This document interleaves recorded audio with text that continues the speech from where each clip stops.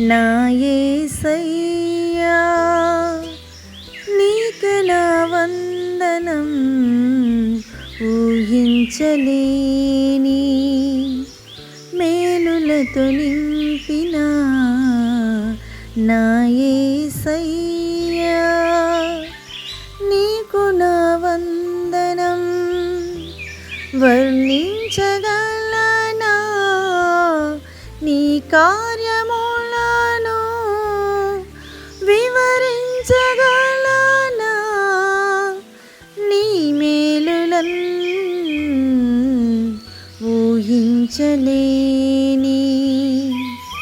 మేలులతో నింపిన నా యేసయ్యా నీకు నా వందనం, ఊహించలేని.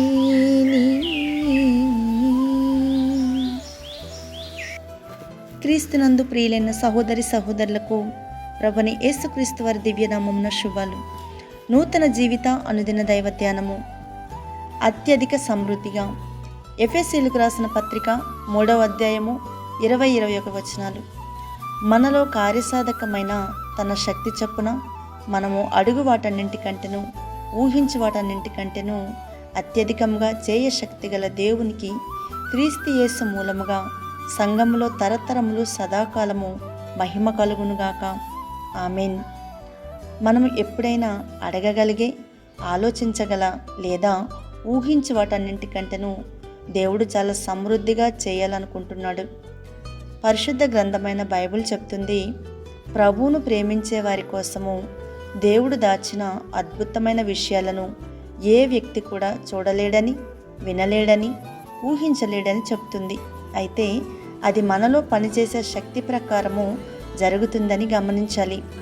దేవుని శక్తి మనలో మన విశ్వాసం ద్వారా పనిచేస్తుంది. మీరు అడిగే, ఆలోచించేటి కంటే దేవుడు మీ జీవితంలో చాలా సమృద్ధిగా పనిచేయాలని కోరుకుంటున్నారని మీరు నమ్ముతున్నారా? అతను తన మంచితనము మరియు ఆశీర్వాదంతో మిమ్మల్ని ముంచెత్తాలని కోరుకుంటున్నాడని మీరు నమ్ముతున్నారా?